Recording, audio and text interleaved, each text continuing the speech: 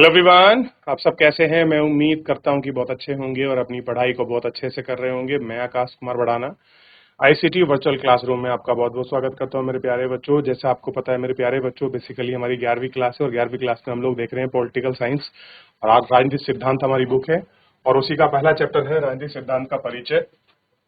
तो कल हम लोग आपका राजनीतिक सिद्धांत के कुछ बेसिक फंडामेंटल जो रूल्स हैं उनको देखने का प्रयास किया, उनको पढ़ने का प्रयास किया, उनको हमने जानने का प्रयास किया है। क्लियर है? और उनको हमने देखा। तो इतना सब कुछ हम लोग आपका देख लिए, बात कर लिया राजनीति क्या है, लोग कैसे सोचते हैं। कोई इसको जन सेवा के रूप में देखते हैं, कोई इसको पुच्चकर के रूप में देखते हैं, कोई कहता है कि आदमी घुसता अच्छे के लिए, बाद में खुद करप्शन हो जाता है, करप्ट हो जाता है। तो इन सारी चीजों को हम लोग आपका अच्छे से देख लिए, इन पर एक एक करके हमने बात करी, ठीक है।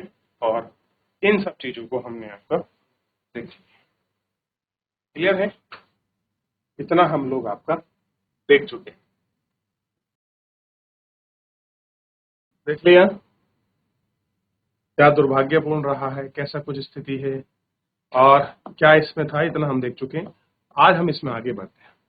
अब कल के टॉपिक पर रिवीजन करने के बाद जब हम आगे बढ़ रहे हैं तो देखिए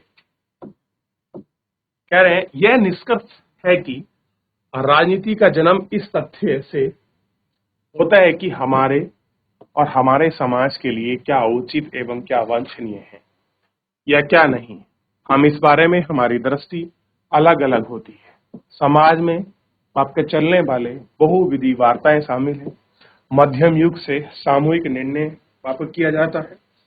इस स्तर की वार्ताओं में सरकारों का कार्य और इन कार्य से जनता का जुड़ाव होना शामिल है। कह रहे ये सारे कार्य हैं और जो आपके जनता का जुड़ाव है, ये सारी चीजें इसमें होना आपके शामिल है। ठीक है, जनता का जुड़ाव वगैरह। ठीक है, दूसरे स्तर पर जनता का संघर्ष और उसके निर्णय लेने के संघर्ष का प्रभाव जनता आपस में वार्ता करती है। जनता क्या करती है? वार्ता करती है और सामूहिक गतिविधि में भाग लेती है और सामाजिक विकास को बढ़ावा देने और सामाजिक समस्याओं के समाधान में मदद करने उद्देश्य को तैयार करती हुई है। तब कहा जा सकता है कि जनता राजनीतिक सहलगन होती है। कैसे होती है? जनता जो है आपका राजनीतिक सहलगन इसके अंतर्गत होती है कि जनता कैसी है, क्या इन्वॉल्वमेंट है, ये सारी चीजें हमें इसमें दिखाई जाती है। राजनीतिक सिद्धांत हम क्यों पढ़ते हैं?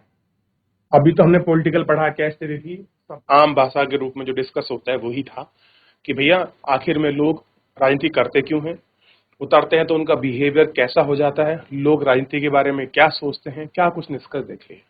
तो बेसिकली बात है, हम लोग आखिर में आपके फंडामेंटल जो आपकी चीजें हैं या फिर जो भी आपके प्रिंसिपल है, हमें आखिर प्रिंसिपल पढ़ने की जरूरत ही क्या है पॉलिटी में, तो उसी को जानेंगे कि हम लोगों को प्रिंसिपल पढ़ना ही क्यों। यदि हम अपनी आसपास देखते हैं तो आंदोलन विकास और परिवर्तन दिखाता है। कह रहे हमारे आसपास अगर हम आंदोलन देखते हैं, विकास देखते हैं, तो ये सब क्या है? आपका परिवर्तन दिखाता है। अब चेंजेस होगा, चाहे वो आपका कोई आंदोलन हो रहा हो, चाहे कोई डेवलपमेंट हो रहा हो या कोई वो चेंज हो, चेंज कैसा भी हो सकता है। लेकिन अगर हम गहराई से गौर करें तो हम यह भी देखेंगे कि निश्चित मूल्य और सिद्धांत ने जनता को प्रोत्साहित किया है। कैसे? मूल्य का मतलब कुछ वैल्यूज, उस सिद्धांत जो पुरानी चीजें थी आज भी चलती आ रही हैं, वो आपके सिद्धांत है, वो आपके प्रिंसिपल्स हैं। ठीक, और क्या करती है? जनता को प्रोत्साहित, प्रोत्साहित का मतलब होता है बढ़ावा देना। नीति के निर्देशित किया जाता है। लोकतंत्र स्वतंत्रता में या समानता में ऐसे आदर्श है। देश में मूल्य को अपना संविधान में प्रतिस्थापित करके इजहार करने का प्रयास करते हैं, जैसे अमेरिका और भारतीय संविधान में किया गया है। कहां कहां किया गया है? भारतीय और जो अमेरिकी सिद्धांत है उन सब में आपका किया गया है। ठीक, हालांकि संवैधानिक दस्तावेज की उत्पत्ति रातों रात नहीं हुई है। कह रहे जो संवैधानिक आपके दस्तावेज हैं उनकी उत्पत्ति आपका रातों रात नहीं हुई। उनका निर्माण विचारों और सिद्धांतों के आधार पर कैसा हुआ है? सिद्धांतों और जो विचार हैं उनके आधार पर हुआ है, जिन पर कौटिल्य और अरस्तु से लेकर जॉइक, Rousseau, Karl Marx, Mahatma Gandhi, doctor Bhimrao Ambedkar तक के समय से वाद विवाद होता रहा है। कह रहे संवैधानिक दस्तावेज या फिर संवैधानिक जो उत्पत्ति है, संवैधानिक दस्तावेज की उत्पत्ति, वो कह रहे एक रात में नहीं हुई। जो इनका निर्माण है वो विचारों से हुआ है। चाहे कौटिल्य के विचार हो भारत में, अरस्तु के विचार हो, ये बहुत बड़े ऐसे विचारक रहे हैं जिन्होंने समाज को दिशा देने का प्रयास किया है। क्लियर है? और उसी की वजह से ये सारी चीजें हम लोग आपका देखते हैं क्या है। ठीक है, अंबेडकर तक के समय से वाद विवाद आया। बहुत पहले ईसा 5वीं शताब्दी में प्लूटो और अरस्तु ने अपने विद्यार्थियों से विचार विमर्श किया था, राजतंत्र और लोकतंत्र में से कौन सा तंत्र बेहतर है। कैसा है लोकतंत्र, राजतंत्र, और इन सब तंत्र में से कौन सा तंत्र आपका बेहतर है। आधुनिक काल सबसे पहले रूसो ने सिद्ध किया। आधुनिक काल को किसने सबसे पहले सिद्ध किया? जो आपके रूसो रहे हैं, ठीक है, और रूसो ने सबसे पहले सिद्ध किया। स्वतंत्रता मानवता मात्र का मौलिक अधिकार है। कह रहे जो हम फ्रीडम की बात करते हैं, जो हम स्वतंत्रता की बात करते हैं, ये स्वतंत्रता क्या है? ये मानव मात्र का मौलिक अधिकार है। ठीक है, कार्ल मार्क्स ने तर्क दिया कि समानता भी उतनी ही निर्णायक होती है जितनी की जनता। अपने देश में गांधी जी ने अपनी पुस्तक हिंद स्वराज, वास्तविक स्वतंत्रता और स्वराज के अर्थों की विवेचना की। अंबेडकर ने जोरदार तरीके से तर्क रखा है, अनुसूचित अनुसूचित अनुसूचित जातियों का अल्पसंख्यक में माना जाता है। कैसा है? अनुसूचित जातियों को अल्पसंख्यक में माना जाता है। ठीक है, इन स्वराज पुस्तक में क्या लिखा है? स्वतंत्रता अथवा स्वराज की विवेचना की और अंबेडकर ने जोरदार तरीके तर्क रखा है कि अनुसूचित जातियों को अल्पसंख्यक माना जाना चाहिए और विशेष संरक्षण मिलना चाहिए। इन विचारों ने भारतीय संविधान की प्रस्तावना को स्वतंत्रता और समानता को प्रतिष्ठित किया था। भारतीय संविधान के अधिकार बोले गए अध्याय के रूप में छुआछूत का निर्देश किया गया। गांधी के सिद्धांत का नीति तत्व में शामिल किया गया। और क्या किया गया? इन सब चीजों को आपका ये चीजें थी और इसमें शामिल किया गया। तो एक दिन में ही कोई ऐसा समाज नहीं है या सिद्धांत नहीं है जो आपका बनकर खड़ा हो गया हो। उसको बनने में समय लगा, उसके मूल्य में, उसके सिद्धांतों में बहुत सारे ऐसे विचार आए और उन विचार को ने सिद्ध किया। जैसे एग्जाम्पल लेखिए, लोकतंत्र और राजतंत्र में कौन सा तंत्र बेहतर है। ठीक है, आधुनिक काल में सबसे पहले रूसो ने ही ये बात का रेक्टिफाई किया कि भाई स्वतंत्रता का मतलब क्या है। आज जो हमको फ्रीडम ऑफ स्पीच मिली हुई है, और रूसो ने उसको तर्क दिया इस आधुनिक काल में कि हमारी स्वतंत्रता का आखिरकार मीनिंग क्या है और क्या इसमें कुछ होता है और कैसे कुछ हम इसमें देख सकते हैं। ठीक है, राजनीतिक सिद्धांत उन विचारों और नीतियों को व्यवस्थित रूप से प्रतिबंधित करता है जिसने हमारे सामाजिक जीवन, सरकार और संविधान के आकार ग्रहण किया है। स्वतंत्रता, समानता, न्याय और लोकतंत्र धर्मनिरपेक्ष जैसी अवधारणाओं का अर्थ स्पष्ट करता है। यह कानून का राज, अधिकार को बंटवारा और न्यायपूर्वकन जैसी नीतियों में सार्थक जांच करता है। इस काम को विभिन्न विचारक और अवधारणाओं के बचाव में विकसित युक्तियों की जांच पड़ताल के जरिए रहता है।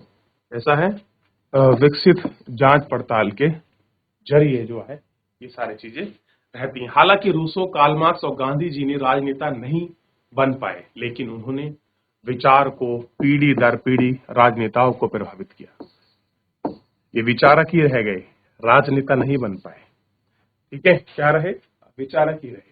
साथ ही ऐसे बहुत से समकालीन विचारक थे जो अपने समय में लोकतंत्र और स्वतंत्रता के बचाव के लिए प्रेरणा लिए। विभिन्न तर्कों की जांच पड़ताल के अलावा राजनीतिक सिद्धांत हमारे ताजा राजनीतिक अनुभव की छानबीन भी करते हैं, भावी रुझान तथा संभावनाओं को चिन्हित करते हैं कि कौन सी भावी संभावनाएं हैं, उन सबको आपका चिन्हित भी करते हैं और देखते भी हैं कि क्या संभावनाएं हैं, कैसा कुछ स्थिति है। ठीक,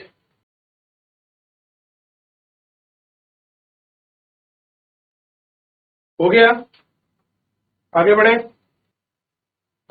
देख लिया। लेकिन क्या यह सब हमारे लिए एक प्रासंगिक है? क्या अब हम स्वतंत्रता और लोकतंत्र प्राप्त नहीं कर चुके हैं? भारत समूचे स्वतः और स्वतंत्र है, हालांकि स्वतंत्रता के और समानता के संबंध प्रश्न पर उठना बंद नहीं हुआ है। ऐसा इसलिए है कि स्वतंत्रता और समानता लोकतंत्र संबंधित सामाजिक जीवन के अनेक मामलों में उठे हैं, बहुत सारे मुद्दे और मामलों में उठे हैं, और विभिन्न क्षेत्रों के अलग अलग रफ्तार से उनकी बढ़ोतरी हो रही है। उदाहरण के लिए राजनीतिक सिद्धांतों की समानता समान अधिकार के रूप में बनी है, लेकिन यह आर्थिक और सामाजिक क्षेत्रों में नहीं है। लोगों के आसपास समानता राजनीतिक अधिकारों से हो सकती है, लेकिन समाज में उनके साथ जाति और गरीबी के कारण अभी भी भेदभाव होता रहा है। कुछ लोग समाज के विशेष अधिकार प्राप्त हैं और कुछ हमारे बुनियादी आवश्यकताओं से वंचित हो चुके हैं। कुछ लोग अपना मनचाहा लक्ष्य पाने में सक्षम हैं, जबकि कई लोग भविष्य और अच्छा रोजगार पाने की जरूरत स्कूली पढ़ाई में असक्षम हैं।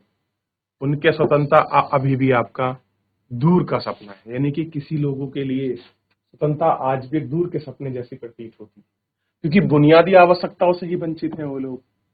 ठीक, उनको मनचाहा लक्ष्य है कि लोगों का भविष्य एक अच्छा रोजगार पालें, जरूरी वहां शिक्षा मिल जाए, ठीक, उसमें तक में असक्षम है, यानी कि वो रोजगार नहीं पा रहे हैं, स्कूल नहीं जा पा रहे हैं, और आप बात करें स्वतंत्रता की, तो उनके लिए स्वतंत्रता एक आपका दूर का सपना दिख रहा है कि हाँ कोई चीज है, हम उस पर पहुंच सकते हैं, लेकिन वो टाइम टेकिंग है, क्योंकि उनको क्या चाहिए, एक उनको अपना रोजगार एम्प्लॉयमेंट चाहिए, वो स्कूल जा सके, उनके बच्चे स्कूल पढ़ सके, तभी तो कुछ वो सोचें स्वतंत्रता के बारे में। क्लियर है? आदमी, देखिए, स्वतंत्रता मैं ये नहीं कहता कि हमेशा उसको रोजगार से या उसकी शिक्षा से जोड़ के उसको देखना चाहिए, लेकिन ये भी एक उसका पहलू है, ये भी हमको गौर करके देखना चाहिए। ठीक है? दूसरे, हालांकि हमारे संविधान में स्वतंत्रता की गारंटी दी है।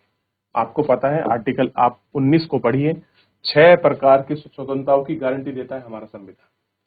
फिर भी हमें हरदम नई व्याख्याओं का सामना करना पड़ता है, नए नए एक्सप्लेनेशन आते हैं।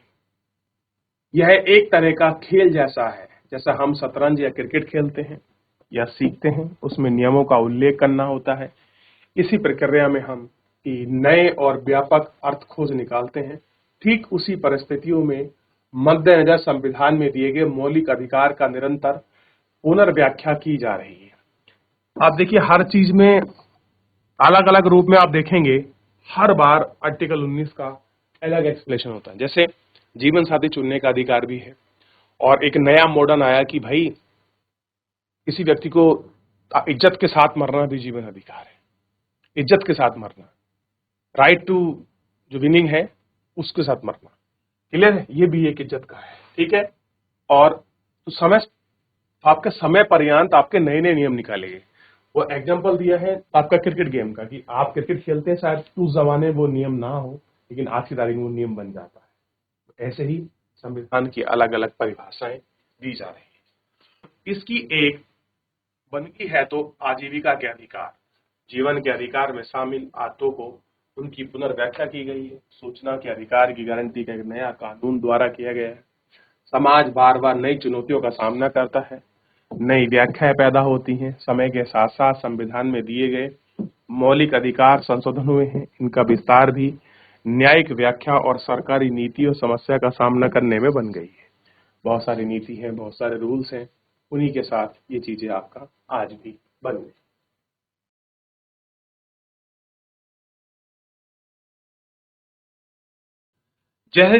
जैसे हमारी दुनिया बदल रही है, हम आजादी और आजादी पर संभावित खतरे भी नए नए आयाम की खोज कर रहे हैं।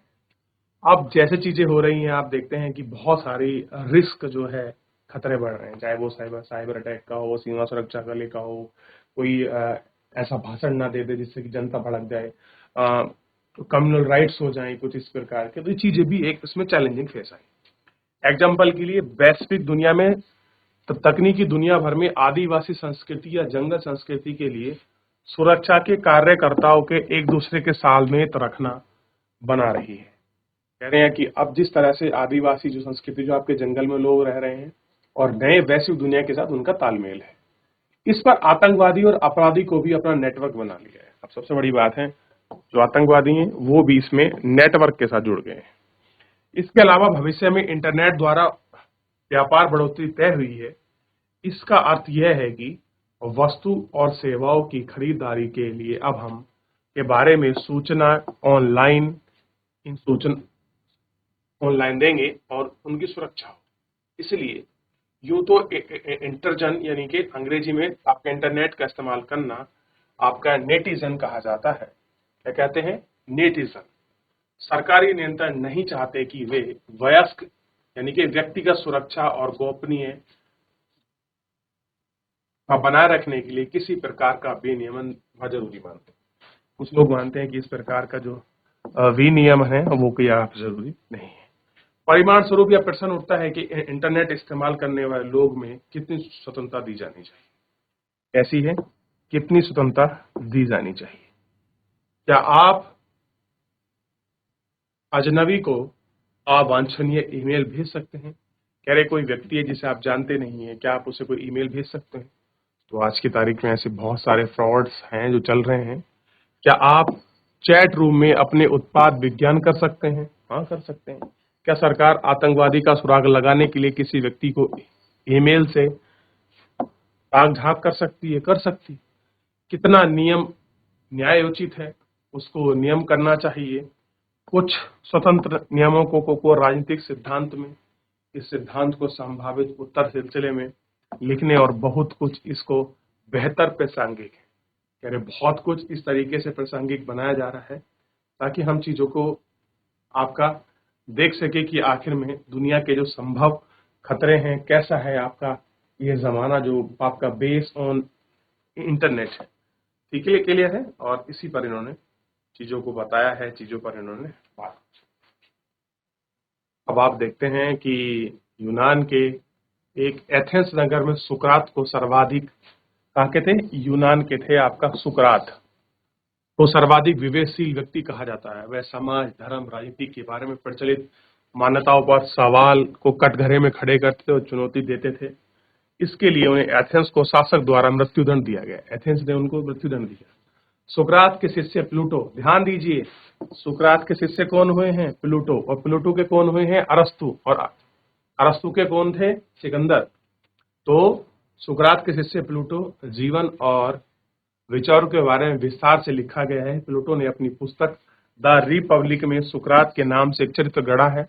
उसके माध्यम से इस सवाल की जांच पड़ताल की है कि न्याय क्या है। यह पुस्तक सुकरात और फेल्सिस के बीच एक संवाद का प्रारंभ है। संवाद के दौरान सेफल्स और उसके मित्र को समझाने लगे हैं कि न्याय की दृष्टि अपर्याप्त है, उसे स्वीकार किया नहीं जा सकता। सुकरात के तरीके में महत्वपूर्ण बात यह है कि यह दृष्टिकोण निहित सीमाओं और असंगतों को उजागर करने की तक बुद्धि का प्रयोग है और विपक्ष आखिर का स्वीकार करते हैं कि उनमें क्या विचार हैं, कैसे उनको जीत सकते हैं। ये सारी बात करते हैं। तो कल शुरू होगा मुद्दा राजनीतिक सिद्धांतों को व्यवहार में उतारना। कि जितने भी आपने पॉलिटिकल चीजें पढ़ी हैं, चाहे सुकरात की हो, प्लूटो की हो, अरस्तु की हो, महात्मा गांधी की हो, और चाहे कौटिल्य की हो, चाहे डॉक्टर भीमराव अंबेडकर की हो, उनको आखिर व्यवहारिक रूप में देखेंगे कैसे, और संविधान के पीछे बने वाले सिद्धांतों के पीछे एक बहुत लंबा इतिहास हमने देखा। क्लियर है? तो फिलहाल आज के लिए इतना ही। मिलेंगे नेक्स्ट लेक्चर में। आप लोग घर जाकर रिवीजन करिए, पढ़िए। थोड़ा सा आपको अलग लग रहा होगा क्योंकि कुछ कहानी में ट्विस्ट नहीं है, क्योंकि हमने सुना होता, पढ़ा होता तो हमको ट्विस्ट आता, और ये ट्विस्ट है सिद्धांतों का। चलिए फिलहाल आज के लिए इतना ही। धन्यवाद।